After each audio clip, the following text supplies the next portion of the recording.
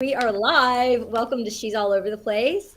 How are you? I'm with an artist, Maxximillian. I'm so excited to connect with her. We met in the Web3 space and she is fantastic. She's like me, a bit all over the place. She's into fashion, screenwriting, music production, animation. I mean, the list goes on, and we're going to hear from her today. Maxximillian, thank you so much for joining me. How are you? I'm doing so well, and it's so good to be here, and it's so fun chatting with you. Even just a few minutes before was just so electric. I love your energy.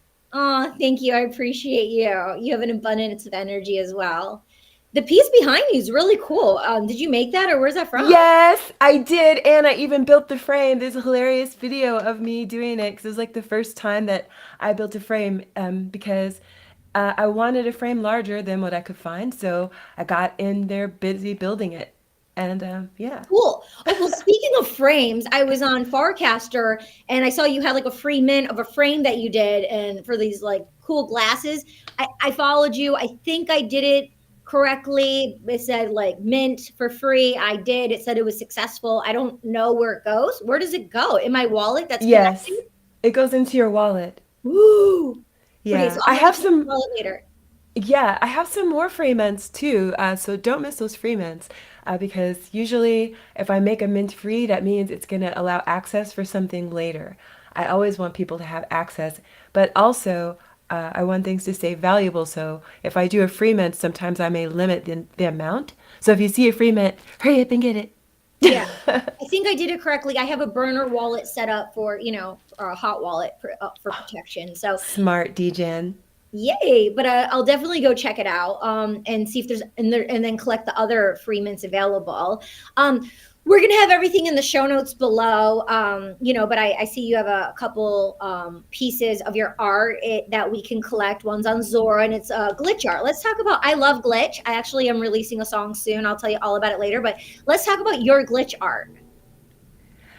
So my glitch art, I think of it in terms of like a one huge collection with sub-series within the collection. And the overall collection, I call it GILFs, not your granddad's GILFs, okay? These are glitches I'd like to finance gilfs, and some of them are like gilf vision, which is like kind of like a vaporwave style gilfs if you like the pink and the purple and that kind of stuff, and you can smell the sunscreen. I have like all these different ones. They're fashion forward glitch art, and what I do, the process for this is kind of also where the fashion comes in. So let me first say my love for fashion goes way back. I was drawing pictures of stilettos before I was even wearing proper shoes, Mm. right? And I've always been drawing pictures of outrageous gowns and dresses. I never drew regular clothing. It was always very costume and this kind of thing. So like my love for fashion goes back to doodling and sketching when I was a little girl. So much I used to get in trouble in school for doodling. Same. I'm Yes. Doodle Queen. I'm like I go by Doodle Queen, but like I got in so much trouble. I got sent to detention all the time. I did you just like on your like all your grammar papers in English and math, like every letter, like the R, you would just draw inside the R, like did you do any of those You things? know what I would do is on the margins, I would draw typically a Ha! story. I would draw like a story that would kind of go through, and as you go through the pages, like the story would kind of progress. I would draw it in pencil very lightly, and at the end of the year, I'd erase it all. So, I mean, like, what was the harm, really? These people really had to stick up there. Well, I think people like us that I found, and what they're doing now with AI, and because there's not enough therapists in the world, what they're doing with AI, having AI therapists, it's like a role play kind of thing. So it's like it's like passively learning and sharing. So like maybe while you were doing what you were doing, I know while I was doing what I was doing, it was me doing something else, so I can like be learning, but Yes. not have like these compulsions, but still Yeah. be able to not like sit there and focus and be bored, but like kind of doodling, but still intaking the information. But we got in trouble for it back then. Now times have changed and they're changing forevermore. So that's exciting to even be talking and to be connecting those dots, you know? Absolutely. I'm so happy to hear that you too were a doodler. And you're the first person who I met who said that she also got in trouble for it. So there should be a poem for that. I think I'm going to make one. Yeah. I wish I had a Attention can so queen. I could crush it. Yeah. Attention uh, queens. right? But my fashion, my love for fashion goes way back. And so I love creating with AI. I love how it helps me assist with my fashion. So when it comes to AI and fashion for me, a lot of my models, they begin with photographs, a lot of myself. I know that you've probably heard artists, especially artists like Empress Trash, who I adore. She talks about bias in AI. It's true. So a lot of even my AI works, I like to do a lot of image from image, and I start by adding myself. So you'll notice, you'll be like, oh, those characters look, they have a lot of, there's a pink haired, dark, my complexion, because even if I were to put in AI like African American, or if I was to try to list my long list of ethnicities that make what this is, right?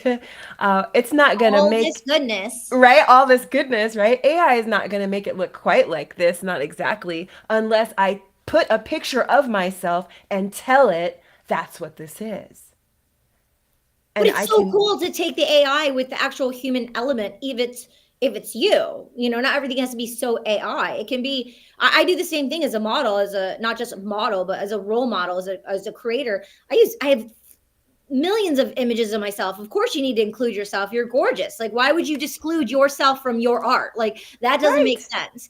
The not people at who all. use AI models, it's because they don't have like what you already have. Or maybe they don't appreciate what their look is for what they're trying to create. Maybe. Maybe. But Who knows? but I wanted to see myself in the art. I wanted to see myself in the clothes, because really I'm creating these outfits. I'm working with AI to create like these outfits.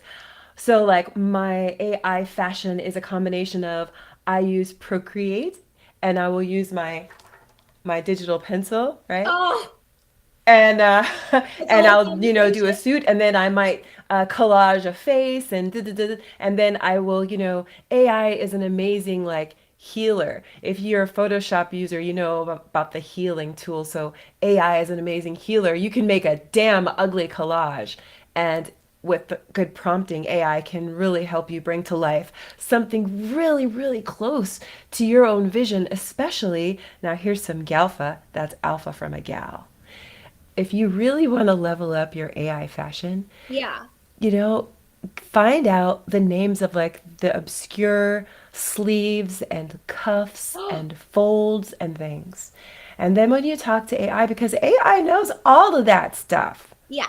And when you can say that you want like balloon sleeve, or confetti cuff, or if you're using like these very specific, sometimes archaic terms that people don't know what that little pleat, that there's a name for that little pleat, the one that goes right here that has there's a name for it. If you start prompting with these kinds of things, you can really like not just be kind of like rolling the dice and getting something, but really be collaborating with AI and just really bringing things to life. So that's my step one, is my images, my photos, my sketches, collaboratively creating this look, right? This is step one. Step number two is I throw it into Procreate, and I understand that there are other programs too, but right now Procreate is still my favorite because I love the dials, and also I turn the sound on. So in Procreate, when I'm making the glitch,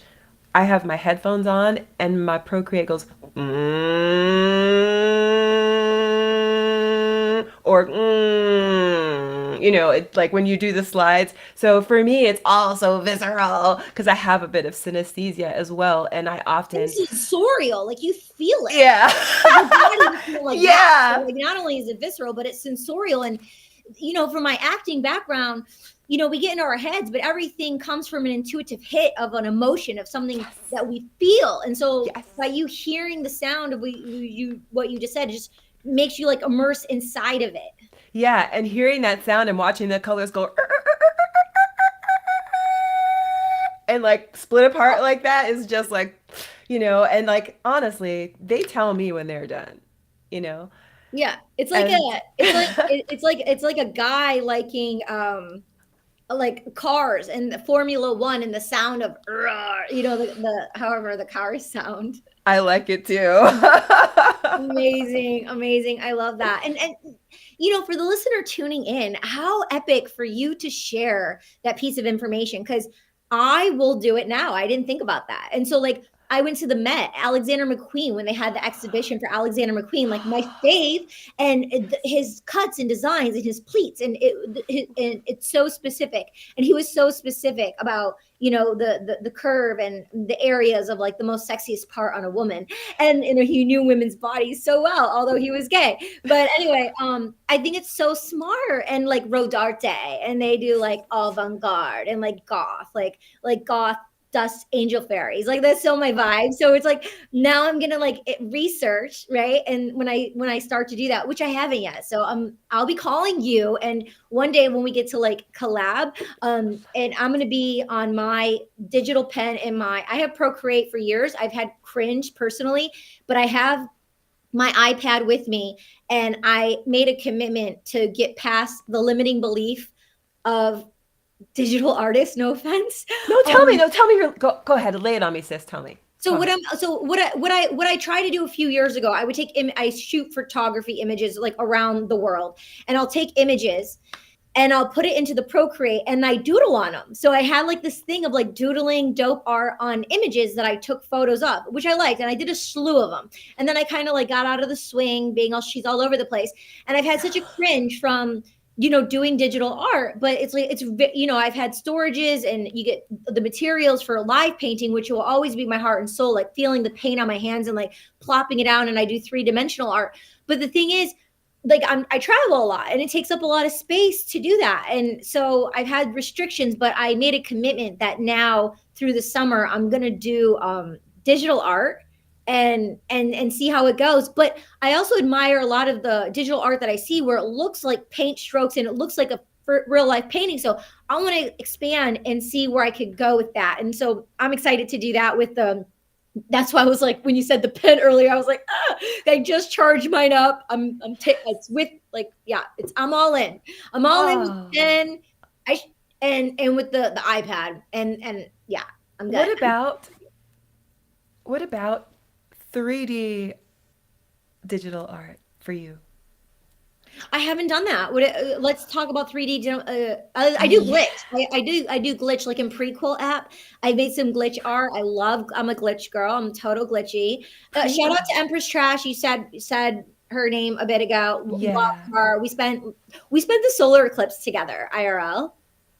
We made art together. She gifted me a piece. I gifted her a piece, and she's great. So She's so beautiful. Her eyes, the love in her eyes. she's sweet. Yeah, Yeah. we really, really connected. It was really, really special. So I'm glad you brought her up, and it's cool because I feel like, and she taught me about other glitch artists that I didn't know about, and then so it's like now we're having like a femme like glitch community building over here. I feel. Oh my gosh. And okay, well then I have to also mention Wonder Mundo because Oh another amazing artist whose glitch work I love. yeah, I love her work. Or his work. It's a guy, right? No, it's a girl, right? She goes by they. Oh yeah, okay. That's what I was wondering because I thought it was a female from the art, and then I saw something else. Anyways, we follow each other, love the art, love the colors of the art, but we haven't like met IRL or anything. I've met Wonder Mundo and oh my gosh, adorable human. My gosh. And listening to Wonder Mundo speak. So this was at Art Basel. Also, Empress Trash spoke too. It wasn't exactly the same panel, but this was during Art Basel at Base. And I had the good fortune to moderate a conversation on community with myself, Payman, Sabette, Love Wonder him. Mundo, Senior Pants. and the founder of this NFT marketplace and minting platform called Layer. They did something really cool by eliminating so many gas fees for artists, really making it affordable for people to mint, which was pretty awesome. I submitted for Sabet when he had the collaboration at Art Basel. I had That's some. right. Yeah, you probably saw it. Yeah. Yeah, yeah, exactly. They're at base. So that's where the panels were, and I got to hear Wonder Mundo speak, and I got to meet a lot of people there. So, including I got to meet Jesse Pollack, who's like the I always think of him as the face of bass. Have you been spending much time on Farcaster? Are you Well, I based? know he's the creator, so I follow him. I thought he was a Okay. girl. I thought Jesse was a girl actually. So no, Oh no. Oh no, no, he's I hot follow. guy. Hot Huh? guy. Yeah, yeah. No, I follow. I see Uh, his. No, I signed up for Farcaster months ago, and that's how I was like talking to Blau, and I got Blau's free NFT. I've collected so many free NFTs from Farcaster this year, so I've been learning. But I don't understand frames. I don't understand there's some disconnect of like how to gain followers and like connect to people who aren't following you. I see you have like oh. a bunch of followers on there now, but Oh, well, I can should. can Well, I real quick, I went into the DGen channel. I got into the foundation channel. So I've gotten in some quality channels, and you have to make sure they're real channels, alpha and security, because there's a bunch of fake ones already, right? So yeah, share everything you want to share about Farcaster. Let's go. Oh, yeah, okay, so I'll keep it brief because brief is biteable and delicious. Yeah. But the way to gain followers is to engage in the conversations that genuinely interest you. Oh, And by doing that in channels where it's like cultural, like Reply Guys is a great channel. The one thing is, people might notice there are some channels where you have to pay to cast in these channels. Typically, that's to keep the quality good, to keep people from posting stuff in there that's low quality.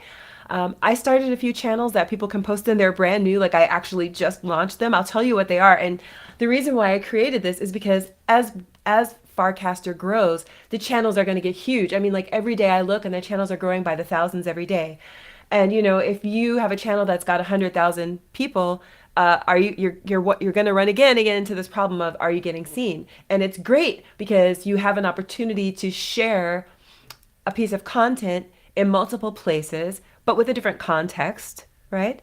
oh, Without spamming, right? and Because but I you're did because I went to go create a channel, and you have to pay warps, so you have to to pay to create a start a channel. channel. To create a channel, yes, but also, so for example, there's a channel called Reply Guys. I highly recommend it for anyone who's brand new to Farcaster. I'll do I it right now. also, yeah, I also recommend a channel called Channel. It's so meta, but a channel called Channel. That's where you can learn more about Channel. But the thing about like, so Reply Guys, for example, I think you have to pay like 500 warps to cast in that channel, but it doesn't cost anything to reply or to respond or whatever. And so even replying and engaging with another person's posts Okay, will is it help. the reply guy? Because you're saying it plural, but Reply Guys? uh, I don't Oh, see. here, let I me just look. see reply guy. I'm just a reply guy. Here to replying. Nice to meet you, legend. Don't forget to follow me. Is it with the dinosaur Oh, on you the? have to look. It's a channel though, not a person. Oh, channel. Sorry about that. Oh, reply guys. Yeah. Okay. Yeah. Oh, yeah. And you go for the one that has the most, because there is a fake one that has 300. So you go for the real one that has the most. And what's the other one? Channel. Channel. Super easy.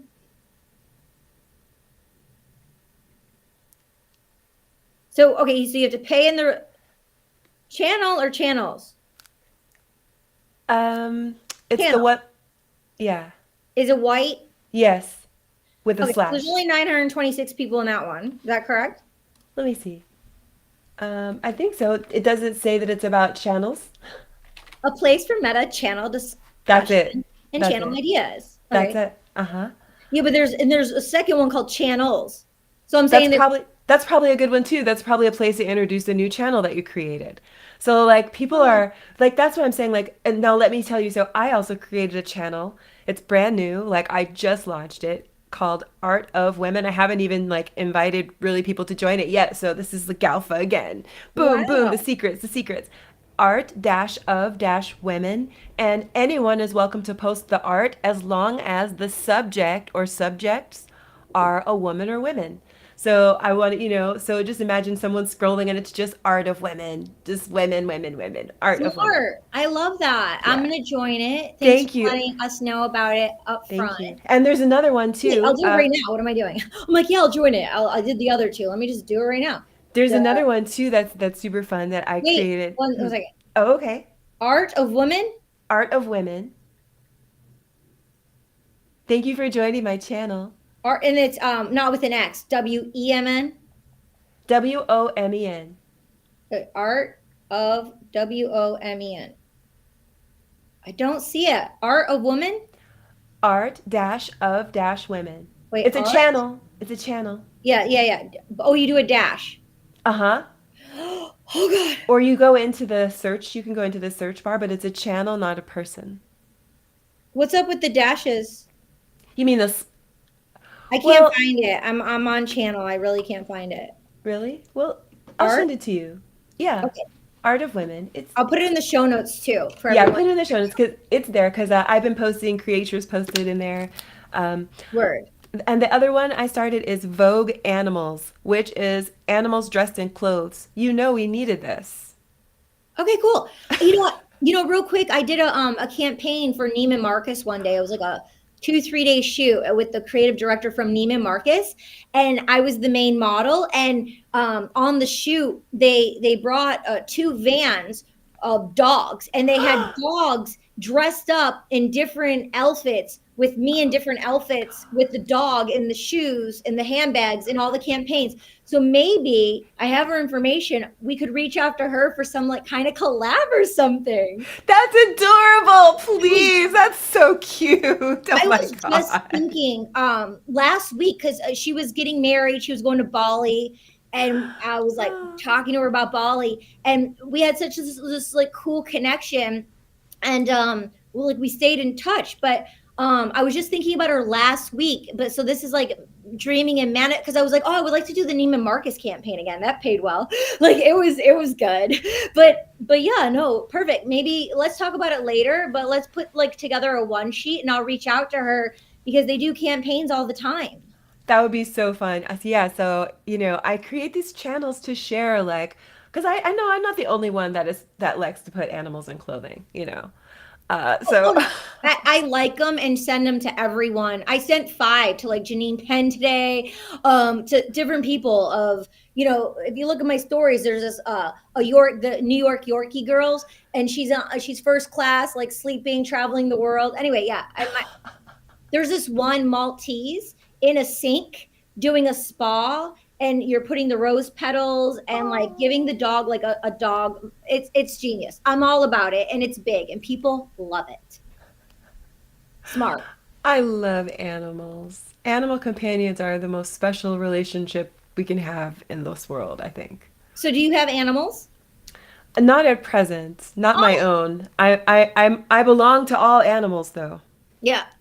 Yeah. So tell us more about American Vogue. And Vogue Animals. Oh, I'm sorry. Vogue animals. Tell us more. What are your plans? So Vogue Animals. So this started off as a collection that I debuted at Art Basel called Market Sentiment because you know how we say we're feeling bullish or we're feeling bearish. Yeah.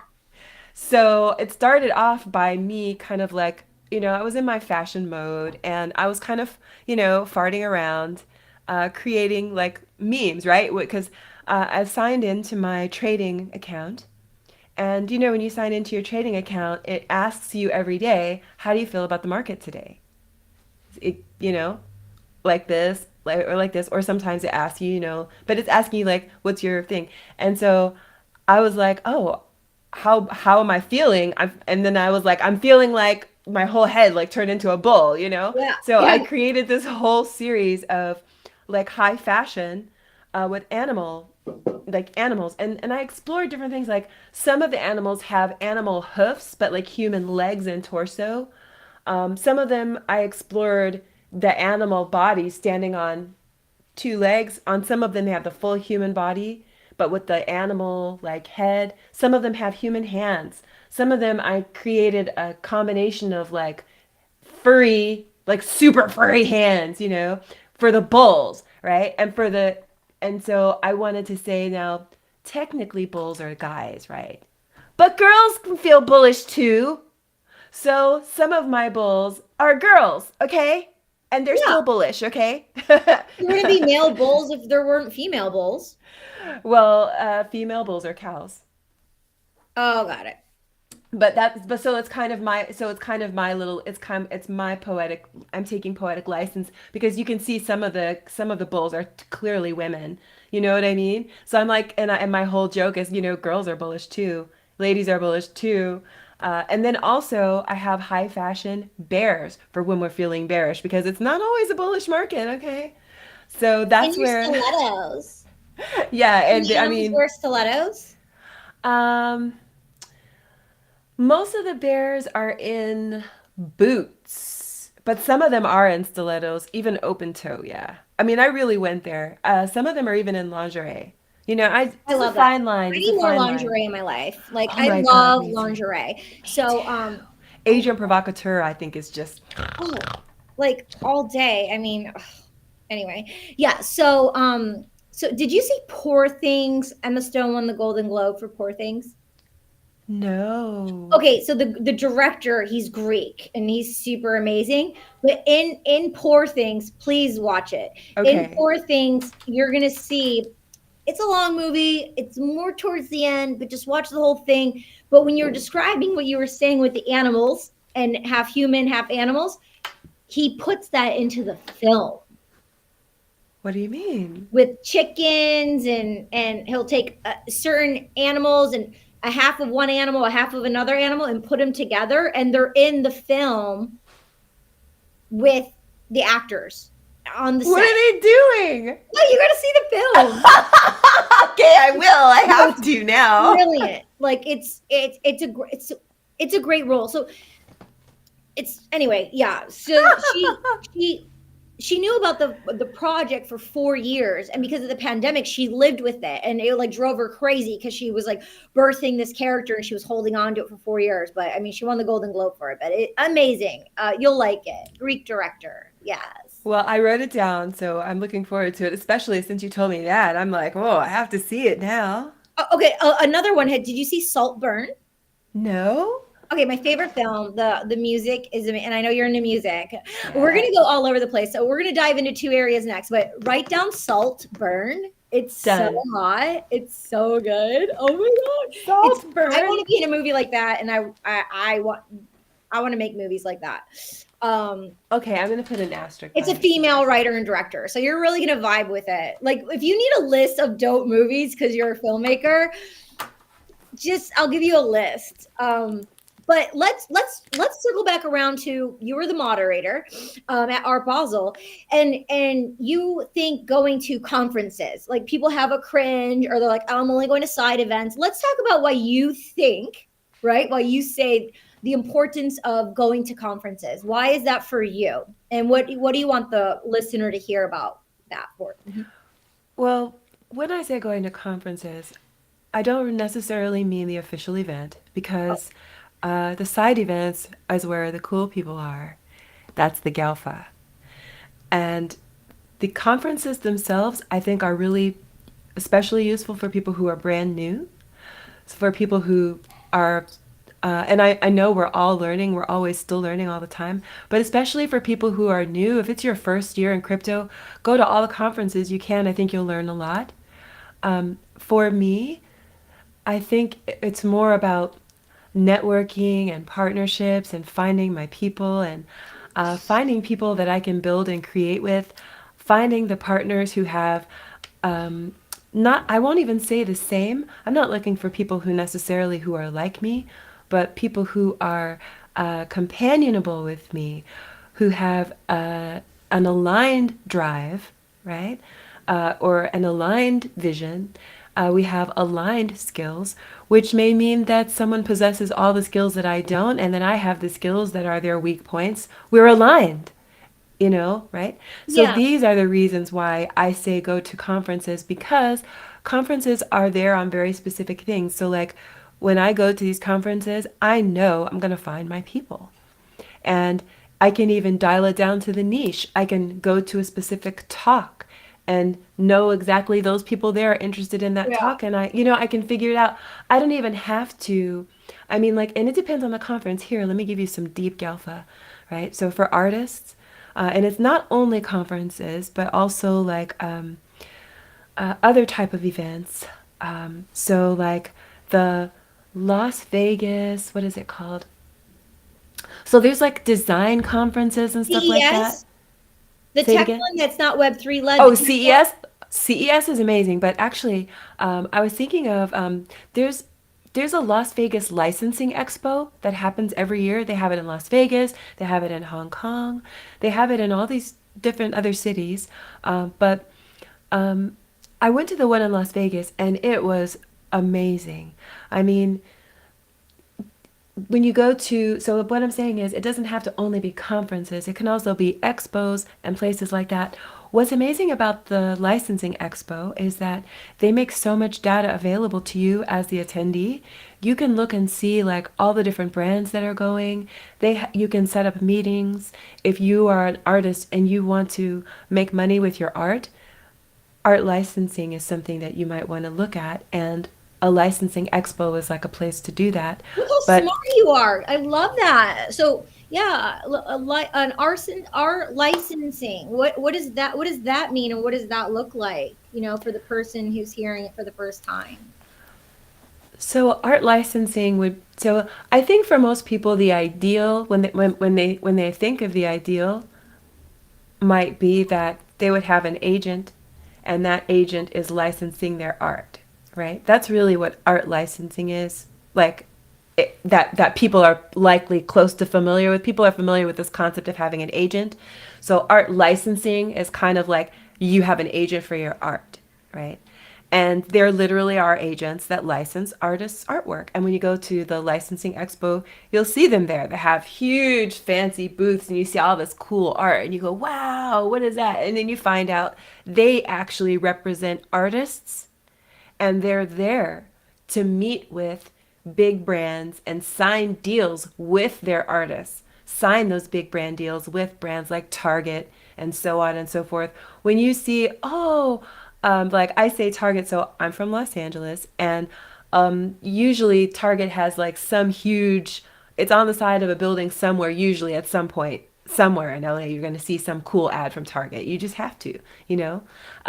So, like, if you see, oh, there's some new, like, cute brand, it's like some new tea kettle and it's got this new character or whatever, like, where did that artist come from? It's not anyone maybe that you ever heard of. How Yeah. did they suddenly get this brand deal on Target, right? This artist that you never heard of, right? Maybe through something like art licensing, maybe. Mm-hmm. There's all these types of opportunities that is not direct to people or direct to art collector sales. And I learned a lot by going to the licensing expo. And there are also manufacturers that make products that you could, as an artist, partner with to create high quality versions of your art. Like you could, for example, here's one of my favorites. I saw this company and they make backlit art canvases. So it's like a canvas, but it's acrylic and it's backlit Mm. with fiber optic lights.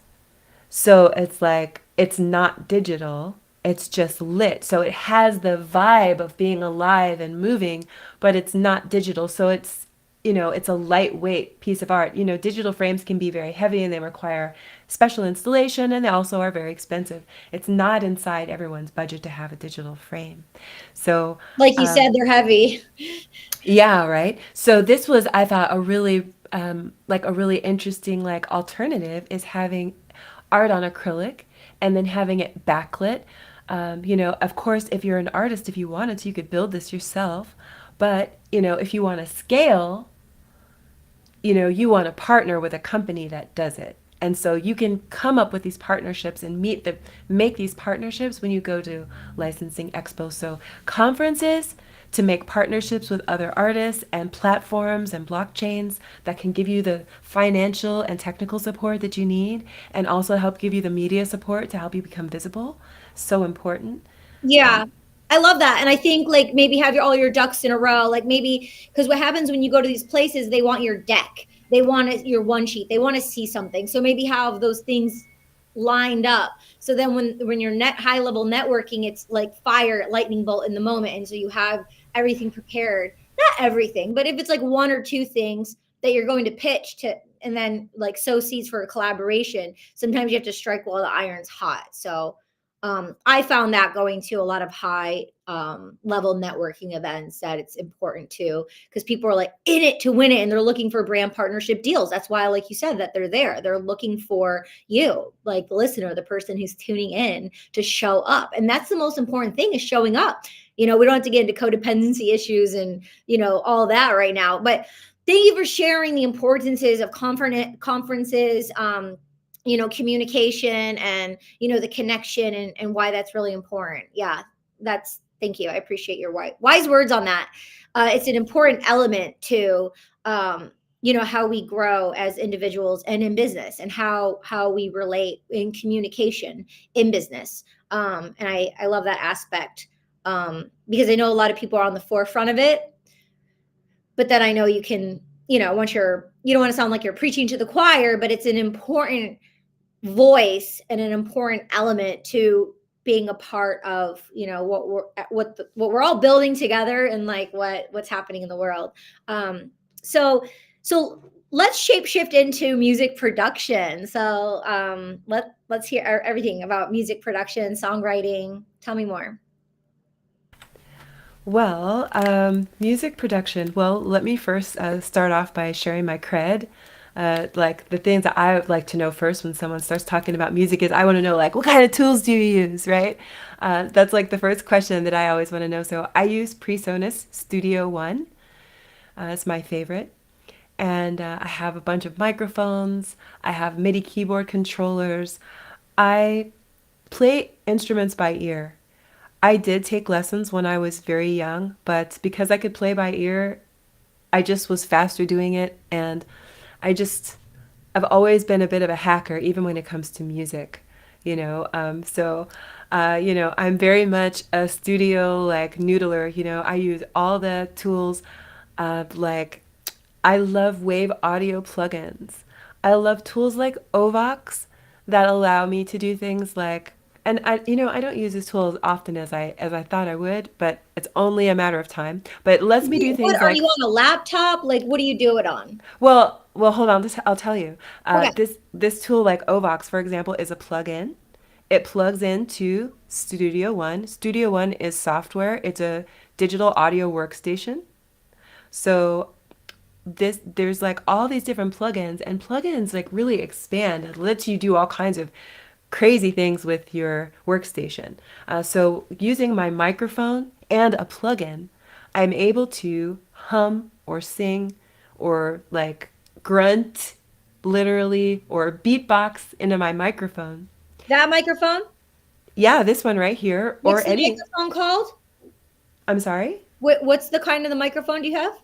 It's a blue microphone? The blue. Okay. Yeti? Yeah. Huh?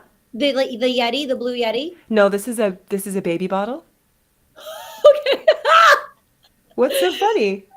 This is the names of things. Like I use Ableton, and this is the first time I've heard of PreSonus. I was like, PreSonus? Like I use Ableton, right? Like I'm a DJ. So like I'm, you know, my music partner uses a lot of people in the industry use Logic, right? But this is the first time I've heard of PreSonus. Like first, I'm excited to learn. You know, Oh, it is the bomb. It is the bomb. And you know what? It's got you for live performances too. It's got live performances. I can use it with my iPad. I mean, they just don't stop. It's like the Farcaster of digital audio workstations. The and so devs it's an did app I can something. download on my iPhone. No, this is for your desktop, Oh, but it has like I can use it has like apps that I can download on my iPad to use with it on my desktop. okay. Do they have? Because I'm more of a pad maker. Like I use the pads, like it's painting, right? Do they have pads? Yeah. I Yeah. love the Ableton Push because you make the beats with the pads. Like, I don't like making the beats with the Logic and the electronics because I stop Yeah. I have pads. moving. I have pads. Pads. Yeah, I'm all about the pads. And then you have the MIDI keyboard, so you can Yes. actually use your fingers. I love that. That's right. Yeah, and like so this is like these are the tools that I love, you know. So these are my favorites, and I'm like a plug-in queen. I love exploring. I love experimenting. Seriously, like Yeah. some people collect shoes, I collect plugins. Yo, I have so many plugins for you. Do you know Lander? I'm with Lander Is for it is it like on wave? Is it like a Waves Audio or who no, makes it? Lander's a company out of Europe, and you can have an account and you can find producers. You can use I can give you the login to my account. You could try it out. Like they had a half off in November, so I'm a deals girl. I'm like all about those sales. Like they're Sinclair, like there's Academy Award winning producers, da, da, da. Like there are French people, like international people to like to collaborate with who will mix, master, like do vocals, man, any everything you can think of. Like I even have like shout outs for my podcast, and since they're indie artists and I'm an indie artist, I'm like, yo, like, you know, like I'll give you a deal, whatever, and I can do like a shout out on my podcast for them. They can send me the track, I can play it on the podcast. There's services you can offer for who you are and what you do as an artist. Like there's all these things you're talking about. You Oh, services on there, like you, and then they pay you through Stripe. You just say what it is, and then they click and buy, and it goes. It's amazing, but it's a whole community of artists and musicians, and it's like, where are these cool people to connect with? And it's like, okay, yeah, we have X, we have the Web3 events, yeah, but I'm talking about musicians. Like you want to connect with like dope musicians. um Lander, I'll give you my login, you can check it out, but you can become friends with so many people in there and collaborate. Like I met this producer who's won all these awards who lives in Greece, and I'm Greek. So when you're in the same culture of someone, they're not going to like charge you. You know what I mean? They're going to want to collaborate because they're going to want to help out like their heritage, right? Like more Greeks, like more female Greek artists. So um yeah, but like if you go to Greece and you can like meet up, or you know, obviously be careful, but yeah, you're gonna love it. I'm gonna remind me to tell you. I saw you wrote it down, but Lander's amazing. Oh, so what I was going to tell you is once a week they give free packs. And if you don't get it, like you miss it. But I have like over 11 packs from them, like so many. That I have so many packs and they take up a lot of space. So yeah, it does. So I have to put it on TerraBox, which is free, which is amazing. It's like Dropbox, but TerraBox. You have like 2 TB. I think it's like you can get like 2 TB for free. You can put all your art on there, audio files, like any documents, anything you want. TerraBox is amazing. And then you can share the link. And so yeah, TerraBox is great. But I don't know. I'll find a way, but I can definitely hook you up with some packs. Or I can show you the packs I have and you can like let me know which packs you want. Cause I would love to see your packs. Thank you so much. I'm super excited. You know, it's going to be very revealing. It's kind of like, what's your song, your songwriter, are you? Liz, I'm a poet. So I write poetry. You know, I'm more of a poet than like, Oh, okay. yeah, you can, I'm a poet, and then you can take my music and I do spoken word poetry, but I'm not doing like typical radio, like first verse, second verse, chorus, bridge. Like I don't, not like that. But I want to structure my music actually so I can release some kind, yes, but no. Oh, okay, okay. I was just gonna say, you know, it's very funny. Like there was something that I just am always tickled to find out what people call their songwriting publishing names. Oh, I'll tell you. What is it? It's called Lana Records with the Z. I named it after my niece, Lana, Lana. I'm with ASCAP, so it's Lana Records. Lana Records. Oh, that's nice. Right on. Yeah. Yeah, it's funny. Like my friend was he was pointing out. He's like, yeah, you know, you can always. It's very telling somebody's name. You know, it's always ends up being something very personal. See, or So what's yours? Spit Acid Publishing. Oh, tell me more. uh, like it's like what's your spit, right? When you're spitting, you're Oh, singing, you're yeah, rapping, yeah, you're spitting your poetry, you're spitting your talk, you're spitting your yeah, hustle, yeah. and your acid, right? Because it's transformative. Hmm. Spit acid. So, do you have something that you want to spit? I mean, I'm spitting all the time. True. True. Yeah. Cool. Very cool. Great. So anything else you want to share about music? I hope that people continue making it. So I what are you would. doing with your music? So, so I am getting ready to repackage my music for Web3. It's taken a long time to find proper Web3 tools to do Oh, it properly, honestly. like how? What do you mean? Which tools? So, like, registering music is really important, right? On Registering. chain? I mean, like, registering music, like, through all the proper channels, like, through all the Copyright channels. office? I mean, like, registering music so that when the music is played, you're getting paid. Do you know how to do it? Yes. Yeah. Nielsen Radio, BDS Radio. There's so many options, but I'm really into Web3. So, Oh, I'm looking for Web3 solutions. And so that's what I'm looking for is like, I want to move away from Web 2. Web 2 solutions really never were very good. Do you know what I'm saying? Like, especially for independent artists.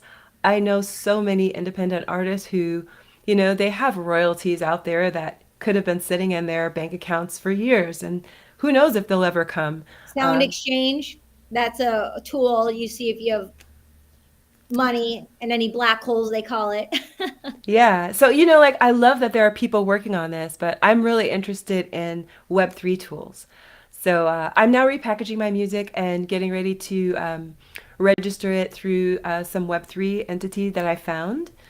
So, I would rather maybe share about it after I do it and it's Sure. successful and see like, how it goes. Yeah. But I've been watching it for a while. I've been watching it and researching it for a while because, sometimes a company starts and then it doesn't stay around. So, Yeah, no, a friend was sharing with me like a year ago. He's like, yeah, if you want to, he was working with a platform. He's like, hey, they do music too. If you want to release any of your music, they do the STEM things.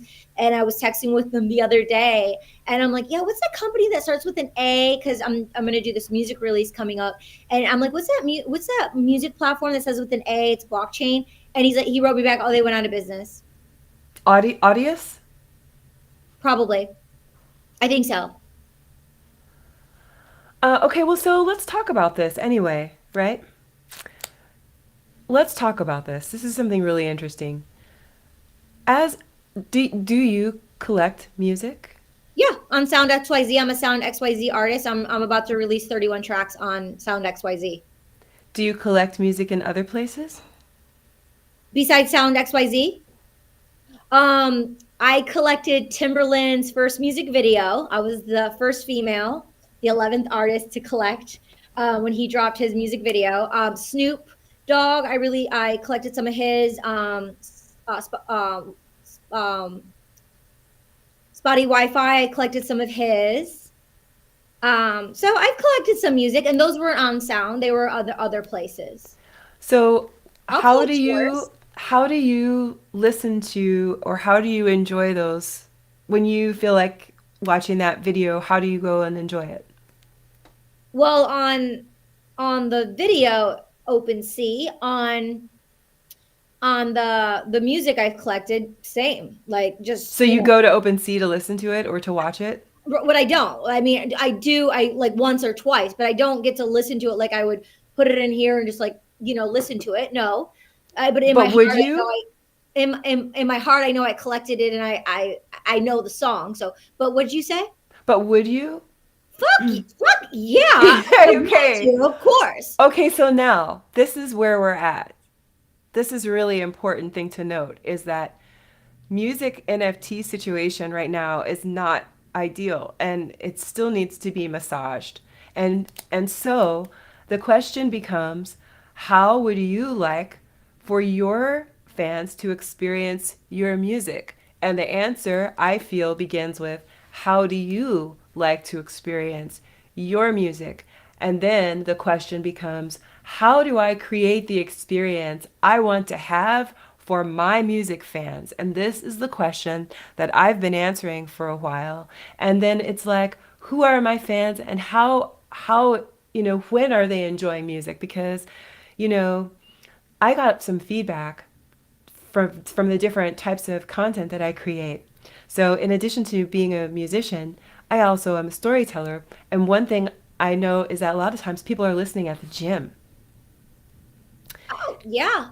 Yeah, and when people are listening at the gym, Gym and like car. Yeah, gym and car. but and so Or this is while having interesting. sex. I So mean, like when people are listening at the gym, I think sometimes this is like what the takeaway that I got is yeah. different content for different times.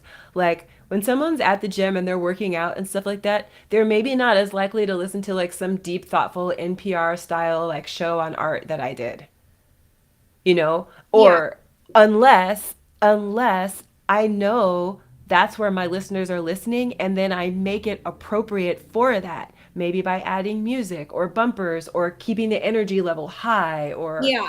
or like whatever. So I guess what I'm saying is like the question is always down to the creator. What kind of experience do I want to offer my listeners, my fans, and what Yeah. technology is available to help me achieve that? And then it's like, are your fans like I wish we were living in a world where Vision Pro was perfect and it was accessible to everyone because that would be amazing. But Vision y- Pro.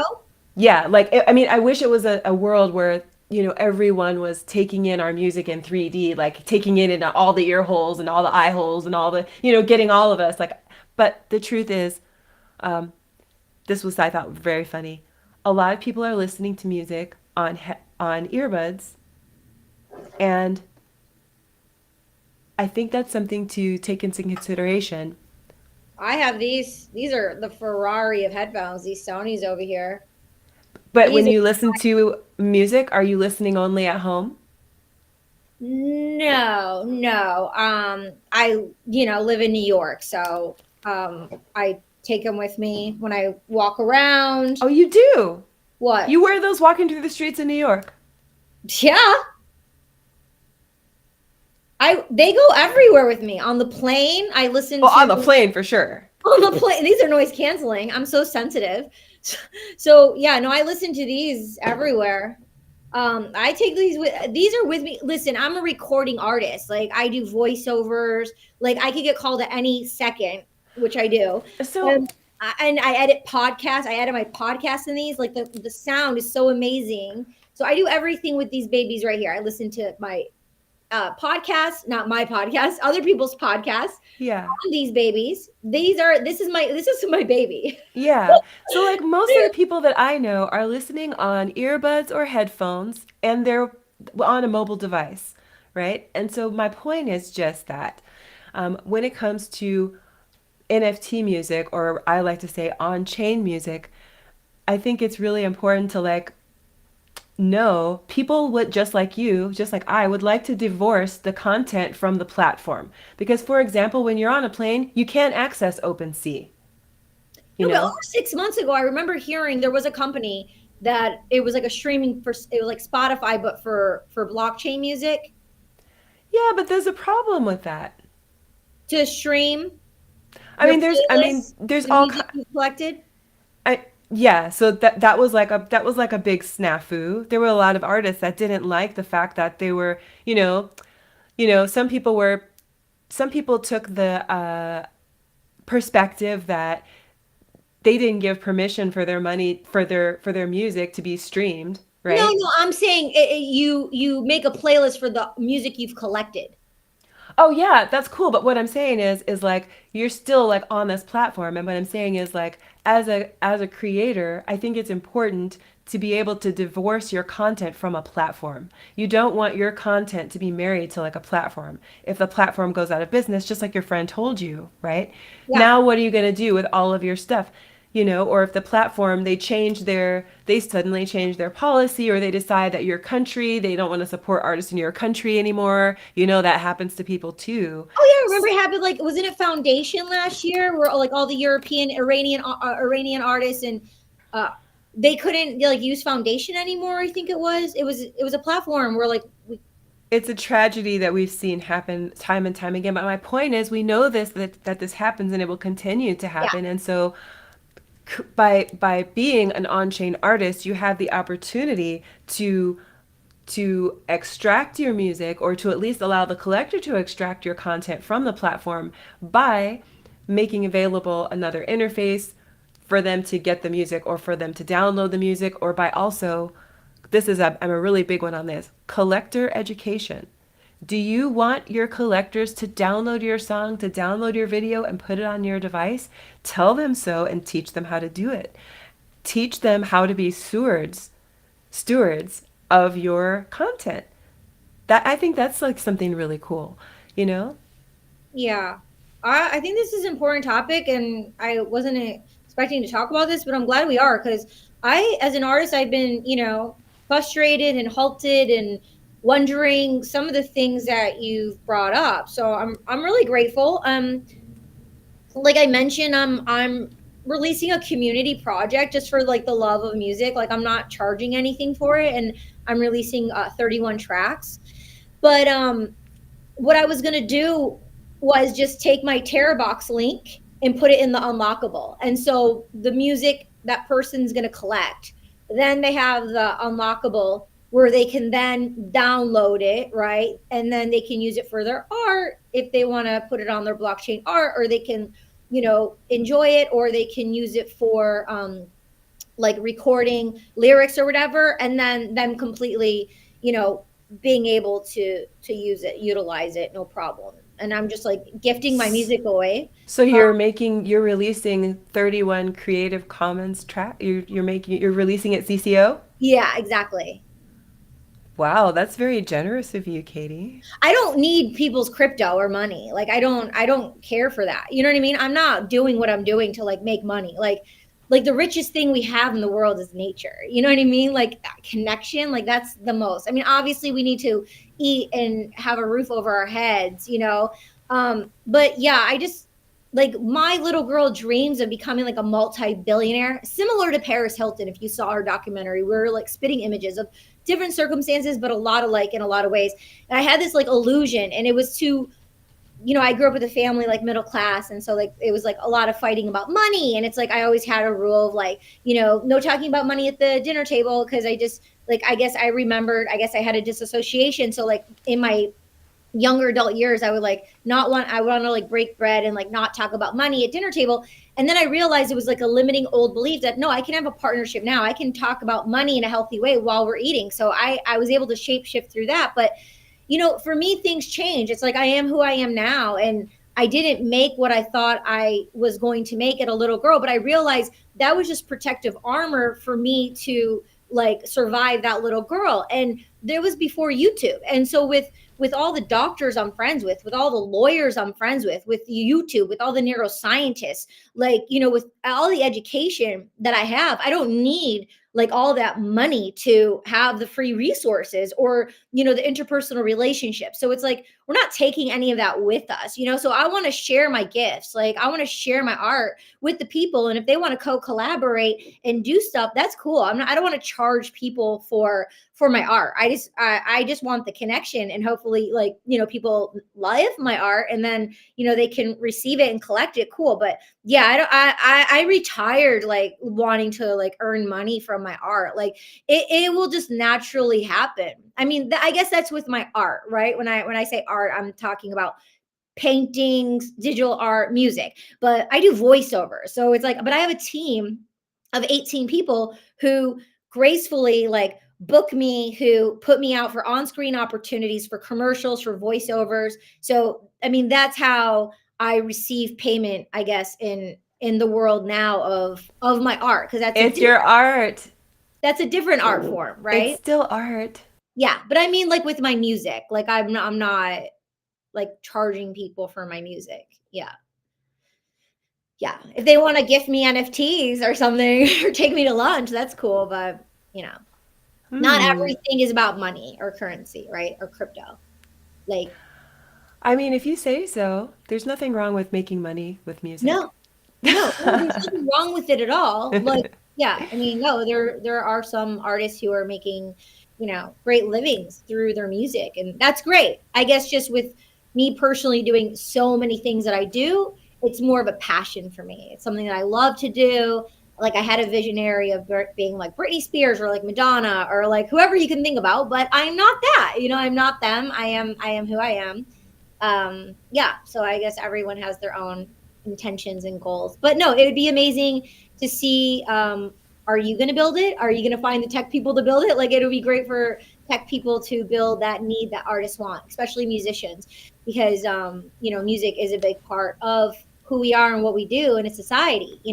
Like we listen to music when we're sad, when we're happy, when we want to shapeshift into creativity. So music, yeah, there's this one quote by Basquiat, but I don't remember it right now. Yeah, he talks about music. Yeah. Hmm. Well, when I think of how someone might experience my songs, I come up with all different kinds of pictures in my mind, and usually that's how I end up dreaming up my music videos. Thinking, visualizing, different experiences.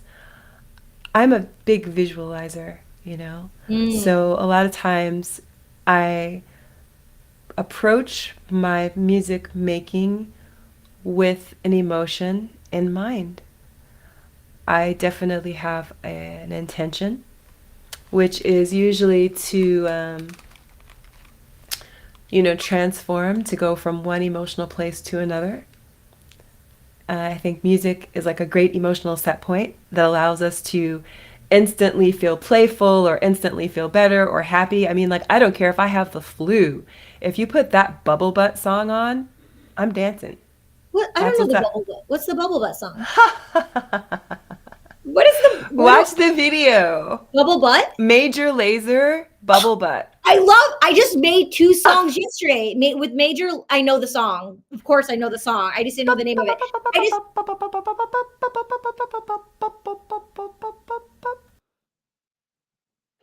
I'm gonna have to listen to it. I literally just made two. I posted them on my X. I posted two music videos.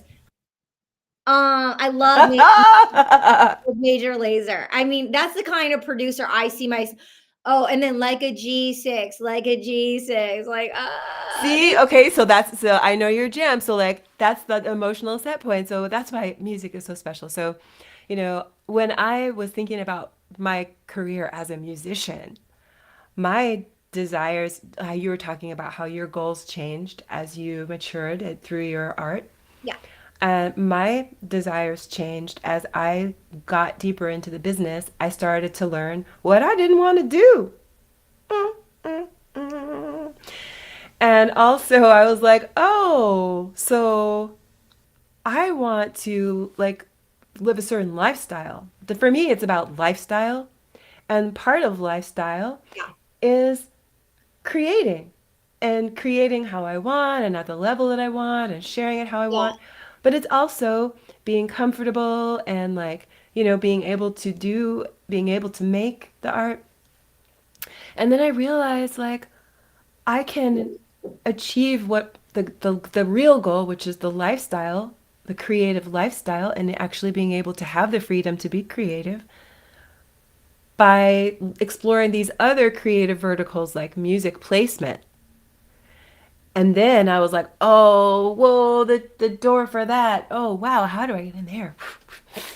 But there's Music a, licensing on TV shows, yeah, commercials, these kinds of things. non-exclusive jingles. I mean, that's how people make so much money. A friend of mine is with Peer, Music Publishing. It's the biggest one. He's with them for years. Yo, they'll make up these like beats, these 30-second jingles, and make so much money. They have the oldest catalog from like the 50s, like 1950s. They have all those, they like own them all. Pure Music Publishing. Yeah, good luck trying to get in there. You know what I'm saying? Like, but no, I did it with Bunna Murray actually. But it's all about who you know. It's the musical director who was the musical Johnny. I don't remember his last name. We follow each other on Instagram, but my friend Dave LaPera was friends with him, and he directed "So Into You," my first music video. And they were friends with like all these people. Anyway, they gave it to Bun and Murray, who was the music publishing, and so they got it on Bad Girls Club, Keep Up with the Kardashians, like all those shows, and it's non-exclusive. They have the lyrics, and then they have instrumental. And if them walking into a club, walking into a restaurant, and they play yours, and they have a catalog, right? But then they're like selecting which ones, and then I would receive all these monies on ASCAP, right? I was like, whoa, this is so cool. So Right, like, right. imagine like all the Viacom, right? Music publishing with all the TV shows and movies with Viacom and like all the networks. I mean, that's how to make the most money through licensing, unless you're going on tour, which is a lot of physicality, and then the merch, right? So it's the merch, um, merch. Yeah, but music licensing is really so much where it's at. The whole merch and tour thing is kind of shot Yeah. these I mean, I days with want the to have 360 children and have deals. a family. I'm not going on tour like Madonna just And did. if you're, and then again, all of us who know, and if what I'm about to say sounds foreign, Google it for friends who are listening. But I don't think it's going to be foreign to you when I say this. But we don't want to be trading time for money. I'm all about I'm all about the sleep money. I call it sleep money. Making money while I'm That's sleeping. right, sis. Huh? What? I said that's right, sis. It's all about sleep money. Yes, yes, yes. I'm gonna be like with my kids on the beach, like enjoying the sun and nature while like, and I would just pay me in crypto. I'm good. Yes. Yeah. Love it. Love it. Speaking of getting paid in crypto, have you ever thought about moving outside the United States? I'm thinking about it a lot these days. Oh, okay. So, yeah, I mean, speaking of lifestyle that you mentioned, my what I foresee like when I have a future. I mean, I travel around the world right now. My podcast is called She's All Over the Place, so I already travel the world. Like, as so I travel the world, which is great. But how I see my lifestyle, in partnership with children, is like being in Bali 3 months out of the year, being in New York 3 months out of the year, being on set, 3 months a year, working like on a movie or a TV show. With animation, it's like you can, be anywhere and hook up through Source Connect, which is great. And it's great, to go down a little rabbit hole of like, when you have like a little one and you're watching all the Disney stuff, and then they go into their teens and you're doing the video games. So it all aligns with. And when I booked Minecraft one time, I was with Lana and Peter, my niece and nephew, and I was with them playing Minecraft and doing the role play. And then I went back to LA and I was in my booth, and they wanted like a Melissa McCarthy, and the way I was moving my voice, like my lips and stuff. And I was just like looking on YouTube of like how and I was so viscerally in it because I was just playing the game with my niece and nephew. So God willing, when I have a family and stuff, I'll be, my work mirrors, like you said, lifestyle. My work, I'll be enjoying time with family, but watching these things which are educational for my career long term. And it doesn't matter what you look like with voiceovers, it's just like the tech, the quality, your acting chops, and like, having a soundproof booth. Like those are the most important things, and great stable Wi-Fi connection that plugs into the actual box. So anyway, to wrap up, yeah, I see myself like, traveling. Like I call myself like a jungle baby, but like I am at one with. I'm a Scorpio, I'm a water sign, so I'm very highly, intent, high strung, people call it intense. So I like the water, I like the sand, and so I like the sun, I like God's nature. So I see myself being in nature. Definitely a city girl, so I definitely will be in the city. I'll have a place, like own a condo and a home in New York, but I see myself not in one place. I like having like a base and then traveling around, but having like a base, I don't know, maybe in Greece or something. We'll see. Yeah. Well, I want to come visit. Oh, maybe I'll just get like an island or something. Yeah, my mom and dad are getting a house there right now, actually. They're they've been looking for property for the last 2 years, but yeah, I mean the quality of life there, is in a lot of places. It's not about the bigger, better deal.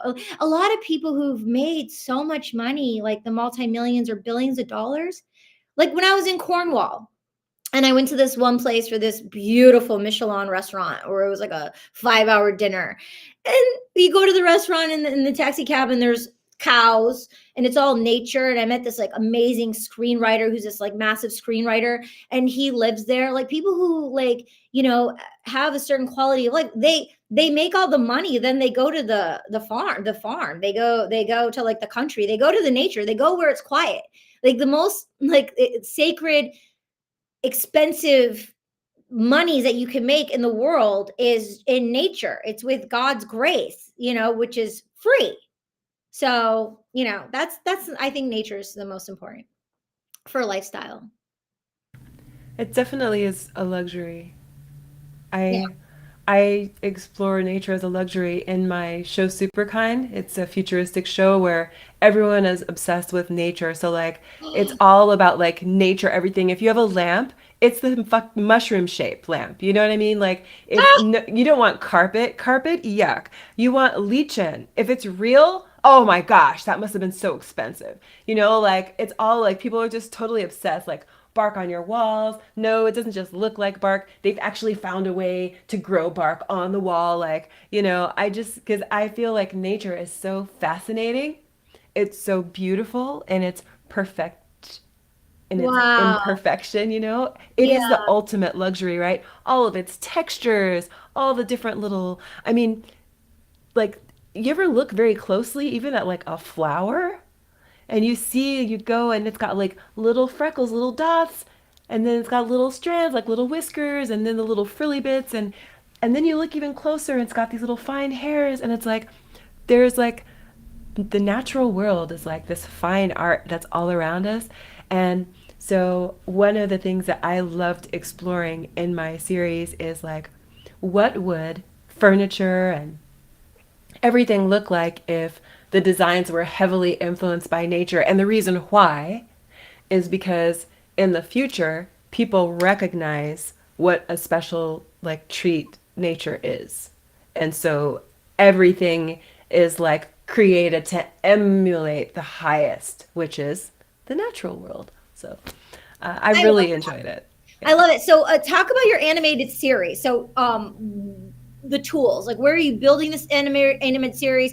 How many episodes is it? Like, how did it birth your new animated series? How does it look like? Well, it birthed as a show. It birthed as a show, like a live action series, actually. Um, but then as I developed it, I recognized as like, oh, the budget is just not ever gonna, no, no.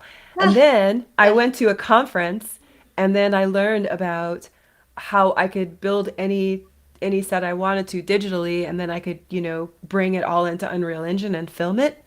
And that's when I realized that I could seriously buckle down and start writing my show because I recognized that all the tools existed to build it and that I could even do it myself because I could use metahumans and I can do all the voices and all the different characters All the also. voices. Save one for me. Come on. I will. I'll save more than one for you.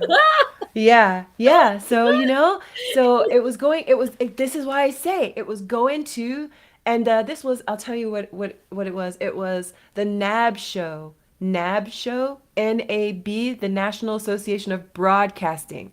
That's what was my first exposure to Unreal Engine was actually at a broadcasting conference. See? That's what I'm saying. Like going to these shows, like you end up getting like such deep. Uh-oh. Hold on. I'm wearing these headphones I don't usually wear over my scarf, but I realize it's because my scarf, I'm wearing my Jimena Buena Vida scarf. I want to show you. Jimena, love her. She's the best. I didn't know she had freaking scarves. We Oh, did a collaboration on my clothing line actually for the podcast. I Um, love her so much. I know, me too. She's so sweet.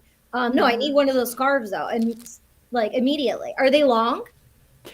It's a big square, Will it so fit I around my folded it in. neck and like for when I'm like in the summer? Because it is like a Hmm. summer one. Maybe something special you'll have to do together. Okay, I'll have to talk to her. Okay, really colorful, like her spirit and personality Yeah. and her art. Yeah, Yeah. yeah. Okay, so Unreal Engine, NAB, you met these people. at this conference. Where was this NAB conference? I think this nap show was in Las Vegas. Most Everything's of in the Vegas. They have a conference every day of the week. they have so many conferences in Las Vegas. Yeah. Yeah. Okay. So Unreal Engine you discovered. So how long are the episodes? How many have you made? What's going on? Or what are you going to do with the series? So my first iteration was that it was live action, but once I discovered Unreal Engine and understood that I could really create to my heart's content if I brought it into the metaverse and did it differently, I started writing it. And so now I'm collaborating with a few of my friends, and hopefully more friends will join us. But my friends Adabody and Denise are collaborating with me to bring it to life. And what we're doing is, so each of us, we're all creators in our own rights, and, not wanting to take too much of anyone's time. What we're doing is collaborating to create short animated episodes that are, between 30 seconds and 4 minutes long to introduce the world of the show, like short episodes that are, entertaining in and of themselves. I think And this is wonderful. yeah.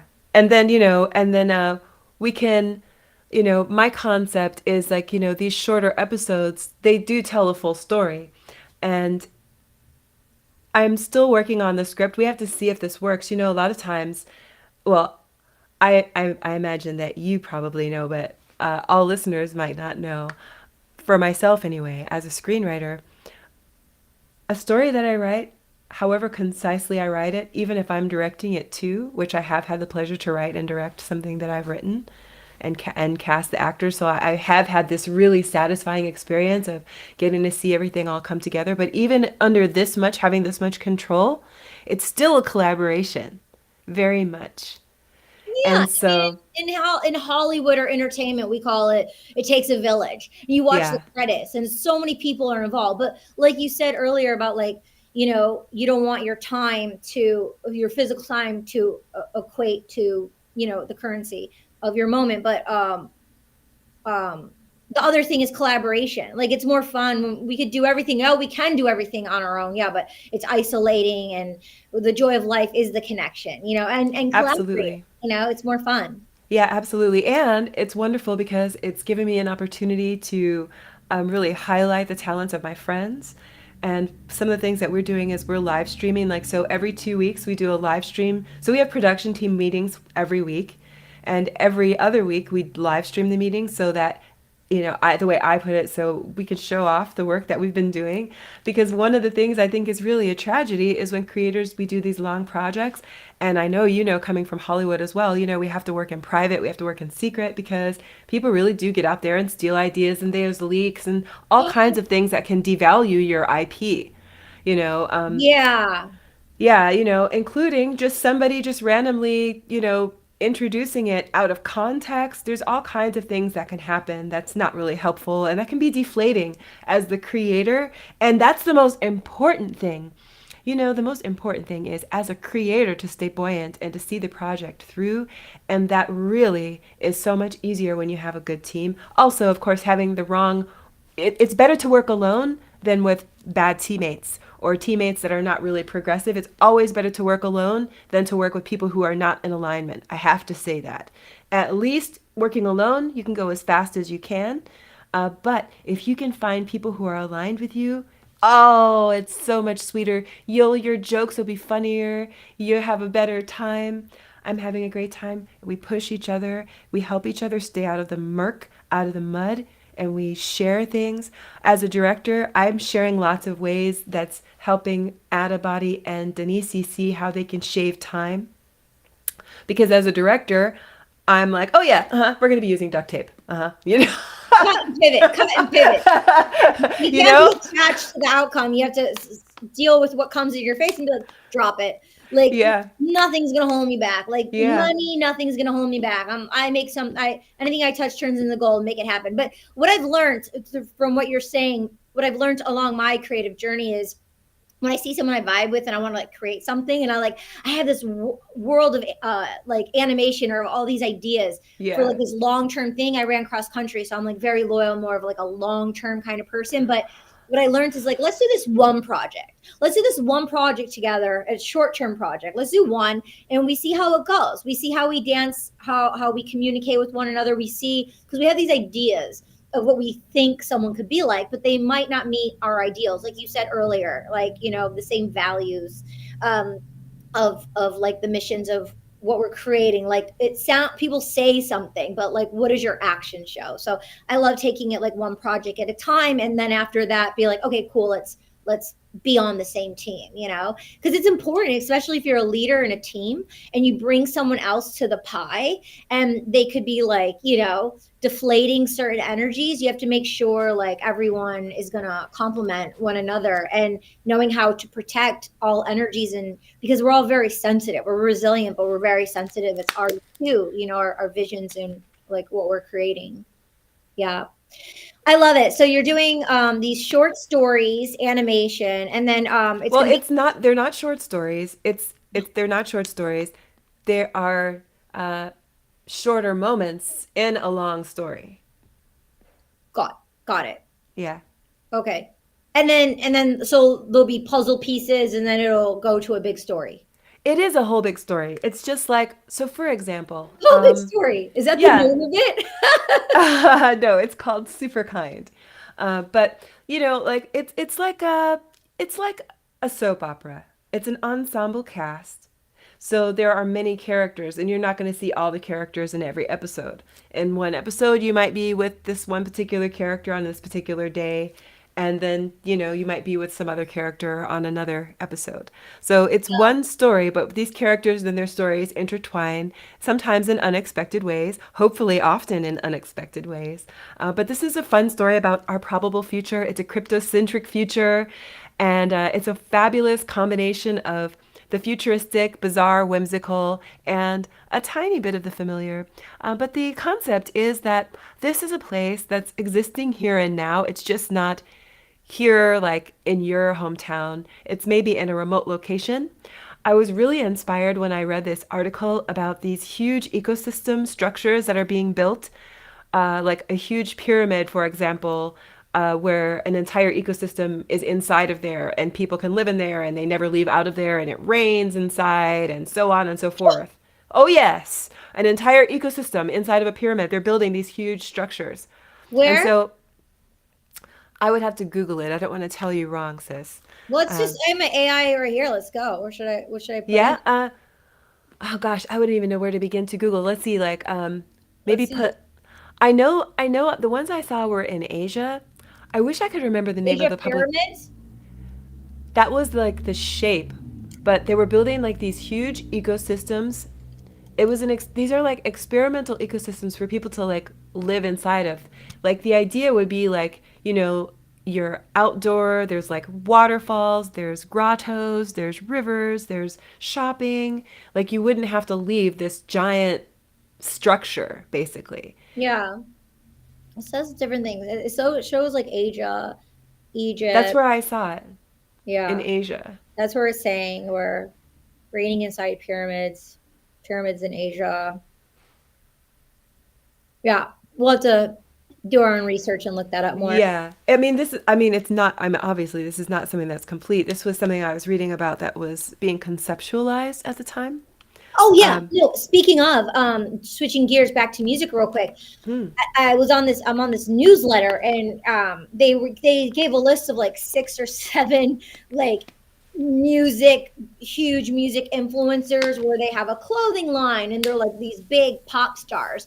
But it's people like you who build these characters, and they're like on the forefront, like a modern day like Britney or Madonna, and they're these huge pop stars in Asia, and they have full names, and they have they're sold out concerts, and they have a merch line, and it's like you don't physically have to go there, and you can just be yes. like a nerd behind the camera, building like this like hot guy or this hot girl that's like in the metaverse of, and they're Absolutely. making like good livings. I mean, it's already happening. There was like 6 or 7 of them. Yeah, so this is like for me, my music and my fashion, everything is all wrapped up together. Remember when we were talking about fashion and I said the clothing that I design is for stage performers and stage performances? I'm designing these outfits for myself because I designed them in 2D. Then the next iteration is 3D. 3D, they can be worn on an avatar. 3D, they can be worn like on yourself. 3D, if I build it in Clo 3D, they can be made into fashion, like actual clothing, I love that. partnering. Yeah, So, so but uh, really it's about the digital space. But first 2D and then 3D. I first refine the look in 2D and yeah. then because when I in 3D, I am choosing the buttons. I'm choosing the thread color. I'm choosing the weight of the material, literally every grommet, every zipper, just like making real clothes. And so the more detailed my 2D design is, Yeah. the more help I can get making the 3D design if I would like to hire someone to do it. They don't need me to go back and forth with them about if it's right. They can look at it themselves and see if it's exactly right or not. Or for myself, so much the easier for me to shop for the items, just drop them in my basket. I'm not designing as I'm picking out the threads like I used to do when I first began. Oh, I see. Interesting. Very interesting.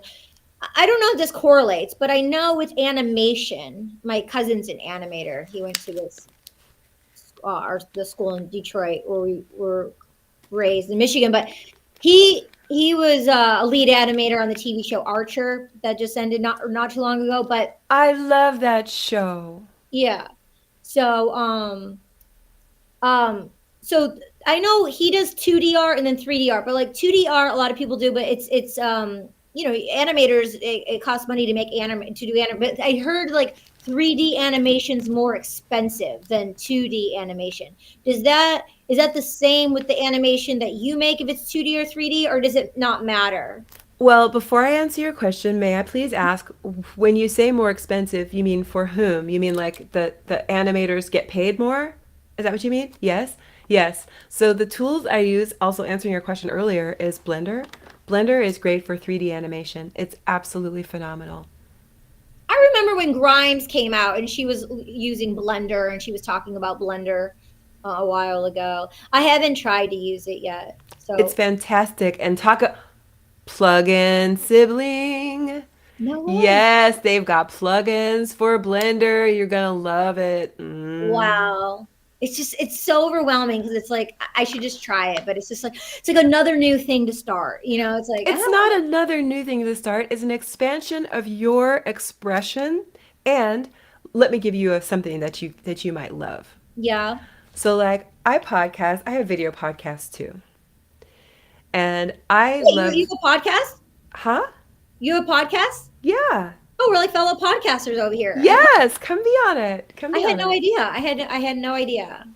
Now I know. Yeah, yeah. Let's do it. Well, it hasn't I'm a podcast person from just fiction and now journalist podcast is different.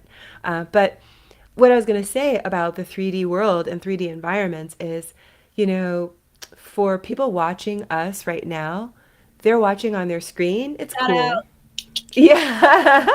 They're watching on the screen like it's cool, right? But it's really a totally different experience to like take your avatar into the metaverse and like sit on a sofa with another like other people and watch together. And imagine if you could like create an environment that set the vibe. So like you can see my environment. I have like these orchids and I have plants. I have lots of plants that you can't see. There's like white furry stuff. It's like a cozy, colorful, Clean. comfortable, Very white, bright clean. colors. Yeah, beachy vibe, you know, and it sets the tone. When people see this background, they kind of feel beachy. When people see your background, they feel cozy. They feel the cozy Beverly Hills vibes. You know what I'm saying? They feel the historic, luxury, and they feel my light beach vibes. So like when we create a 3D environment and then we screen our content like this in the 3D environment, we're offering our viewers another layer of vibes. And you know, I'm from California and it's all about the It's vibes. all about the vibes with a Z.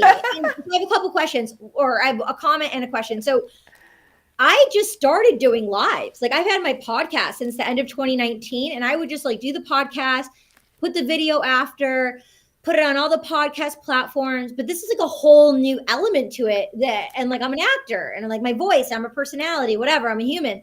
But like to connect like this for the people who get to see it live, like I felt like I was hoarding it. It's like now that I know about it, I just no, I have like complete ADHD, so I didn't know how to like hook up the train tracks to like have it go live. And it's like I don't know when Restream came into business. We'll look it up through my AI assistant. But I mean, to add the live is a whole nother three-dimensional element, which is fun because like whoever sees it here probably won't be the people who are going to listen to it on the podcast platforms, but the people on the podcast platforms aren't probably seeing it here.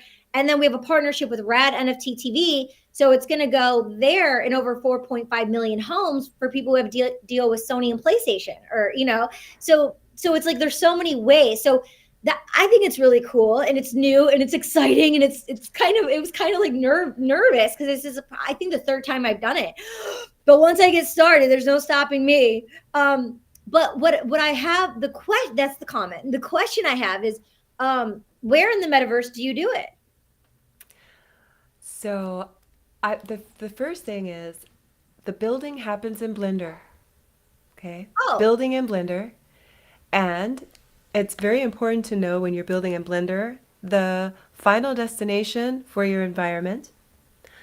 Because if you are building something like an item, some little artwork or something, maybe you can be more generous with the size, the final size of your output.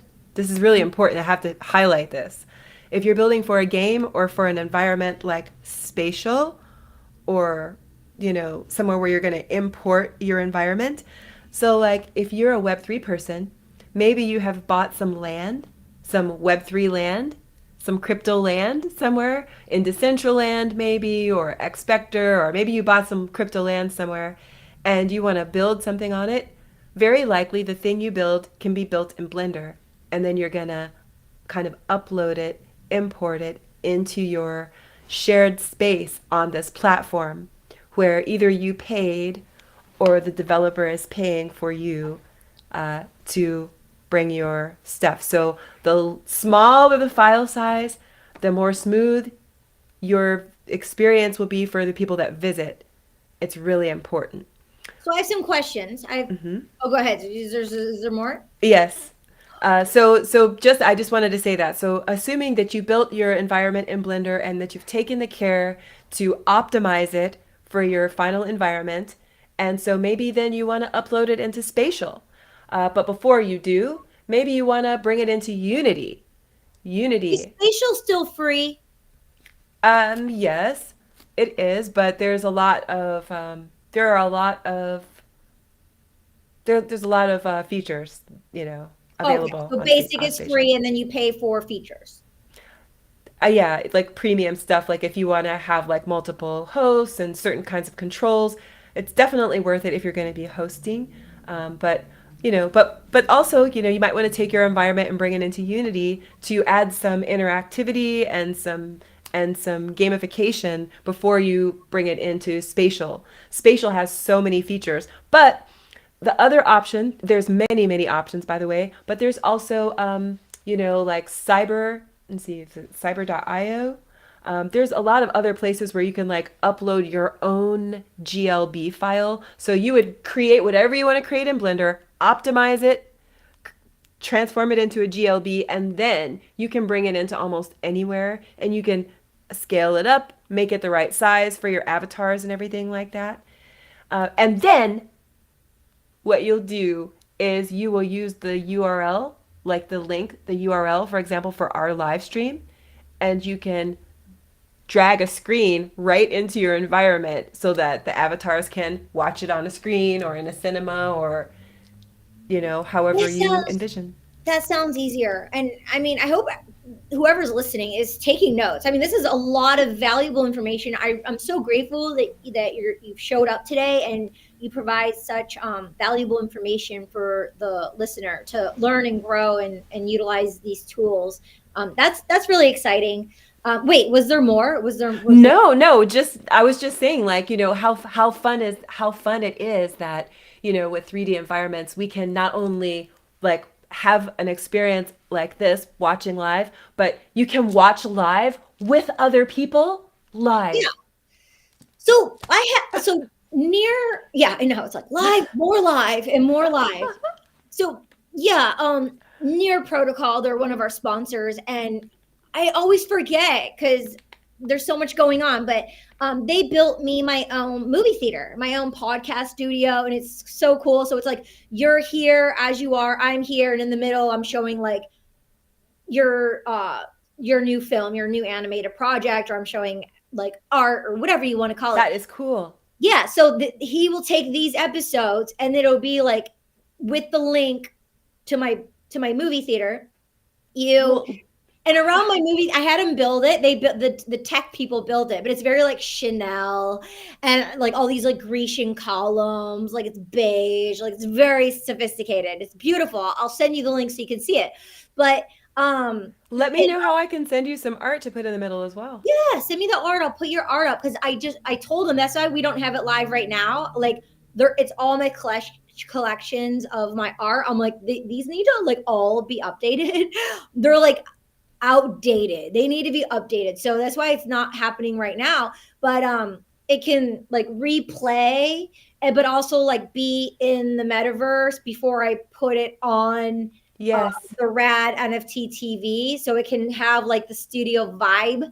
Like it won't say the restream on it, but what I wanted, we just started season 6, but what I will get to as soon as possible is us being in the metaverse while it's being live, and then people having the link to be able to join that way. But yeah, it's like a private movie theater where there's like seats, so I don't know what Yeah. that looks like of like someone coming in and like taking a seat. I don't even know how that looks yet. We've actually, yeah, so that's where I'm gonna keep it with that. But yeah, Near Protocol. Awesome. I love Near Protocol. Near's amazing. They've been really good to me, supporting me as an artist through my Web3 journey all these years. Yeah.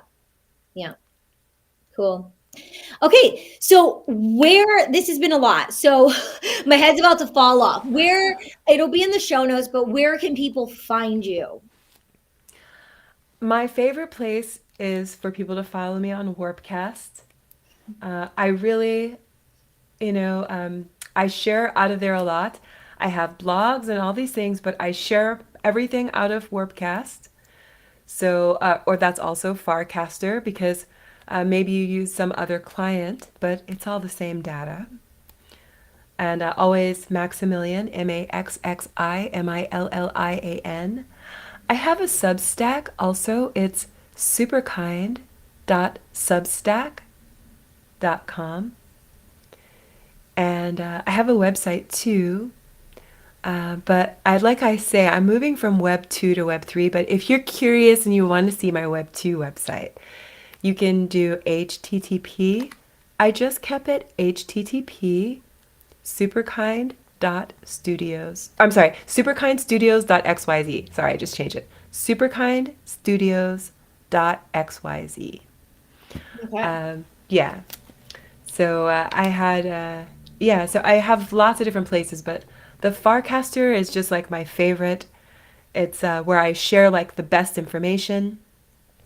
And anything that I put on my blog or LinkedIn or anything like that, I will just highlight it on Farcaster. So definitely follow me on LinkedIn if that's your place. Follow me on Instagram if that's your place. On Instagram, I'm Maxximillian.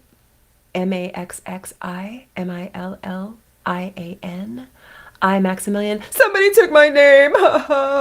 So Oh, I feel you, yo. Like I'm Chinakis everywhere. But someone on X years ago took my name, Katie Chinakis, Like, why would someone want to take Katie Chonakis? Because their name is Katie Shanakis.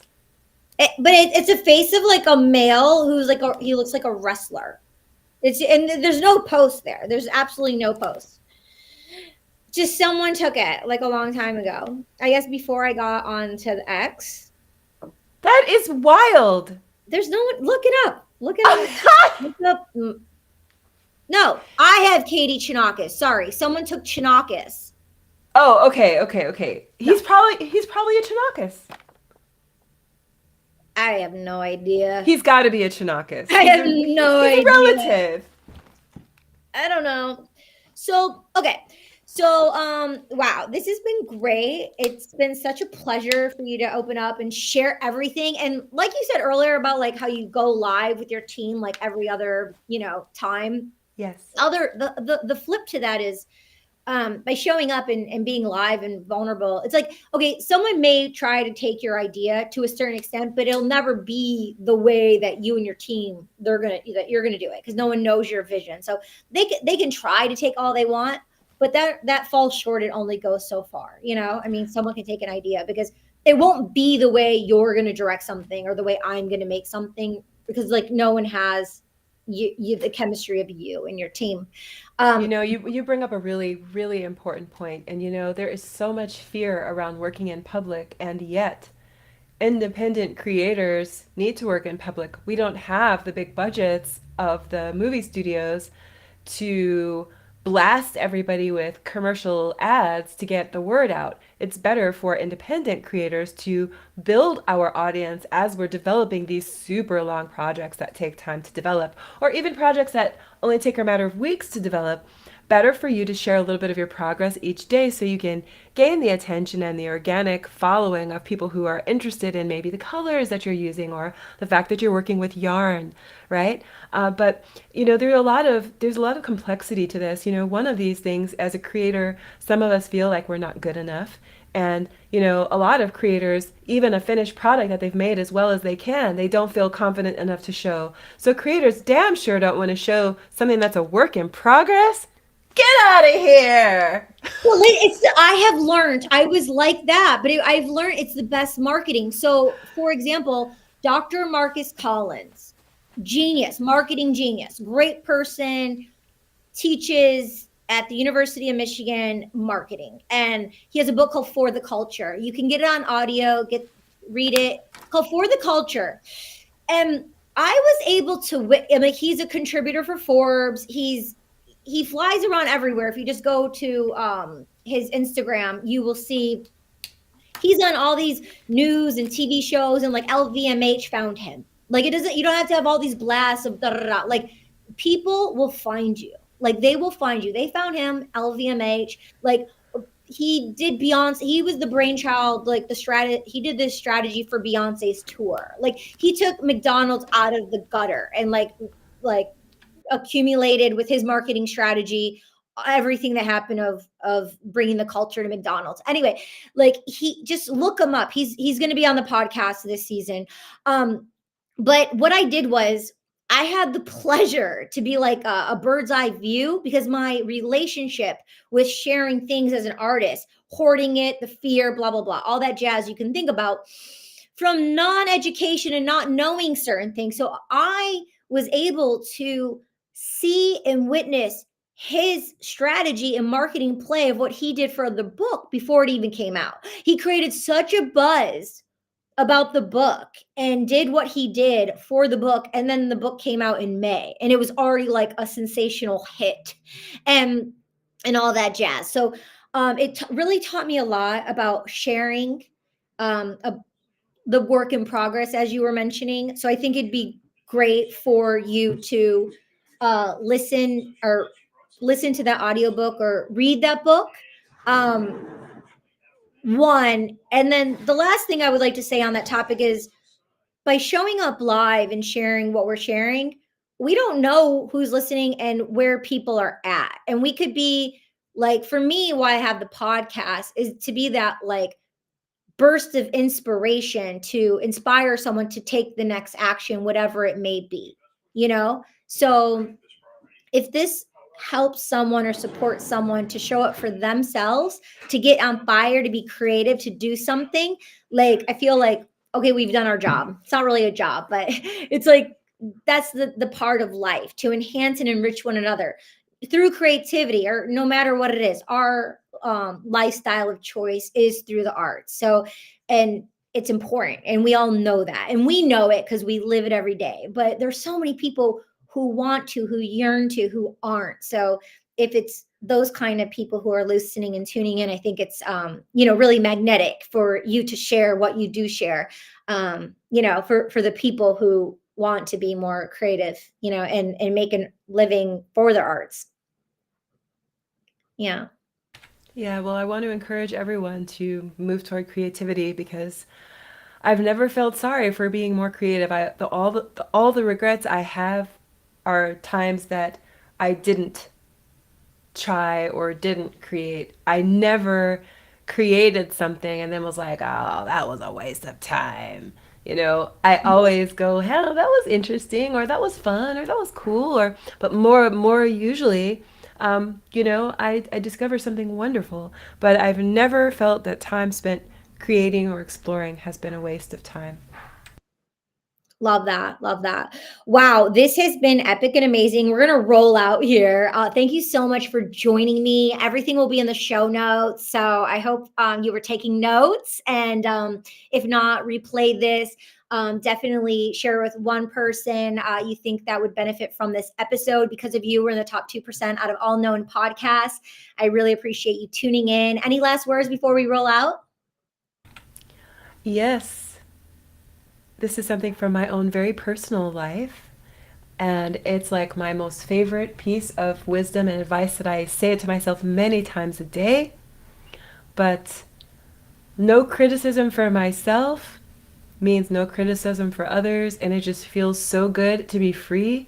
How I achieve this, I'm just like diving right into the meat of it. How I achieve this and how this came about is because this gal who didn't know me at all, she was like an acquaintance of a friend, and we were all like in a group setting. And this gal says to me, she goes, "You have such like a sunny personality," and she's like, "You genuinely have like this lightness."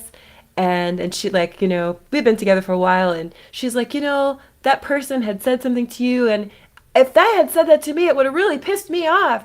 She said, but it made you laugh, and I could tell that you really thought it was funny. And she was right, And she's like, "How do you do that?" And I want to tell everyone. I want to tell you the secret. Since you invited me to share, let me give you my Please. best Oh, yeah. secret. Love this. All right? So this is the secret. And try it, try it, try it. You'll see if it's true for you, but I'm telling you it's true. Yeah. But anything that can offend you can also, you could choose to be amused by it instead. The same trigger for offense can also trigger amusement. Test it and see like if it's wrong. Here's like a silly example, okay? Somebody farts at the dinner table.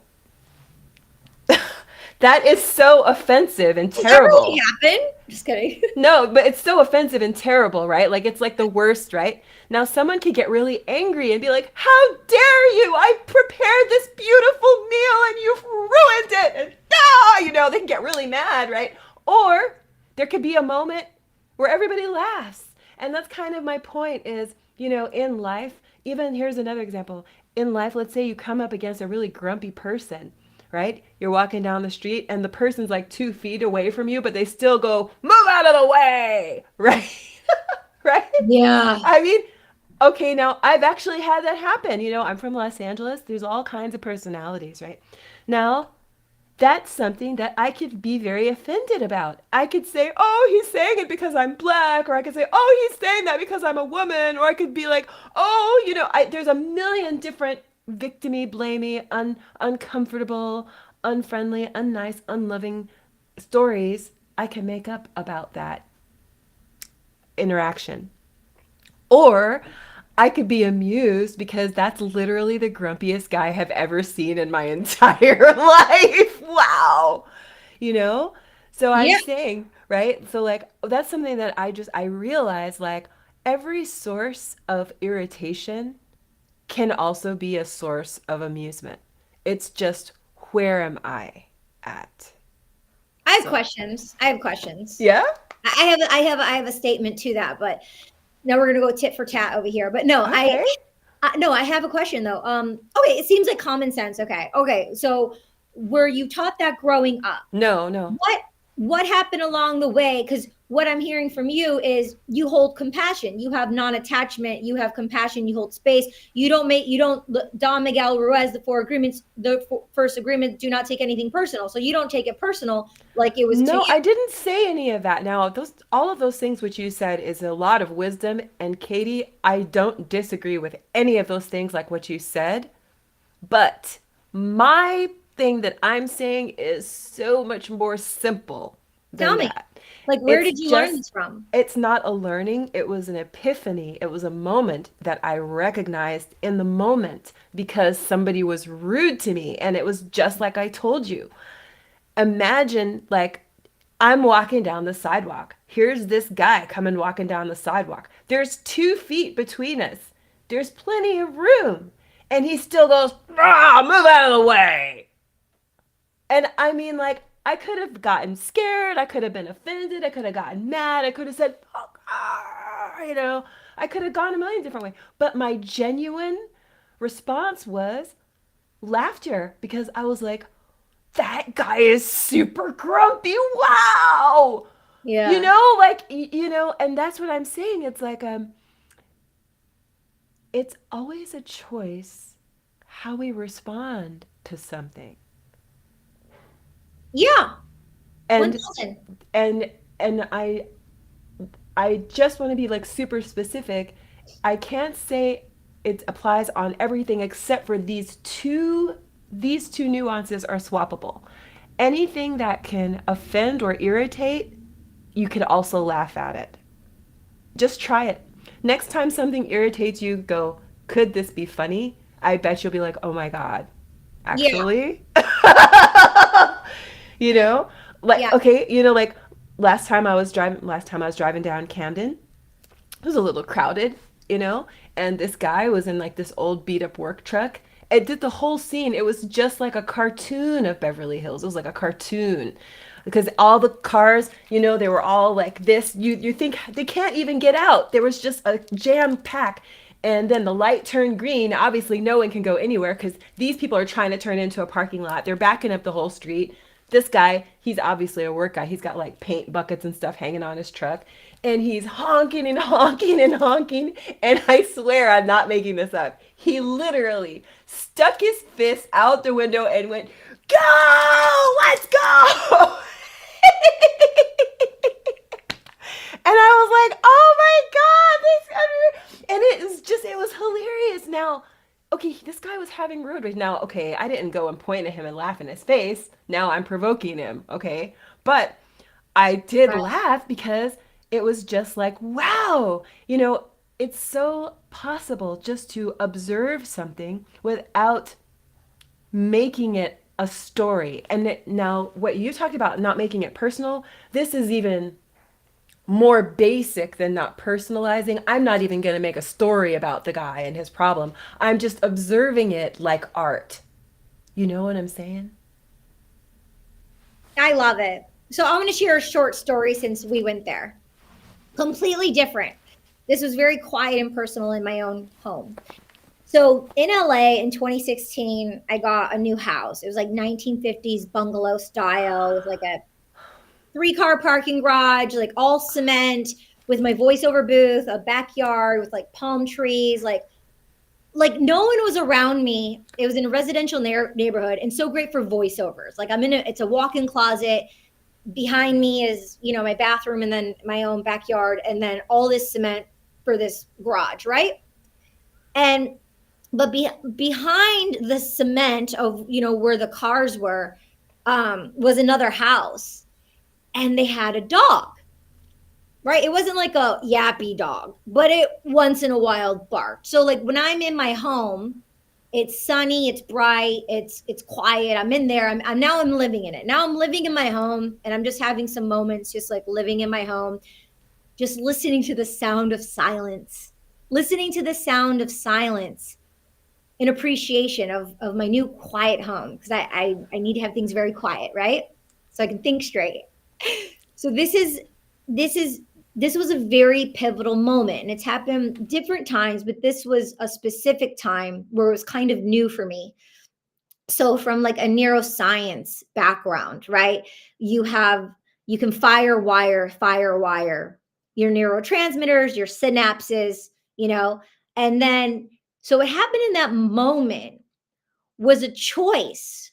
Instead of reacting to respond, as you mentioned, responding, in that moment, when I heard the dog, and the first initial thing that came up, like this rush that came from down up, I stopped myself and remember to develop a neurological, pleasantful relationship with the dog sound. Because if I would have chosen the other one, I would have been angry and upset. But instead, in that moment, I thought, I'm protected. This is God's grace. This is nature. This is an animal. I have life around me. So I developed that relationship. So every time I heard that dog, I probably only heard it half the time because I had a pleasantry that I associated with that initial experience, that intuitive hit when it hit my central nervous system for the first time. And I did my voiceovers no problem. There wasn't one stop time that I had to stop doing my voiceovers for like the dog to stop barking. It never happened. It never interfered, and it was quite pleasantful. And when it did happen, I appreciated having nature and animals around me. So I just wanted to share that story because I thought that was really pivotal and Yes, important. yes, that's right. That's exactly what I'm talking about. I love that. And I love your story.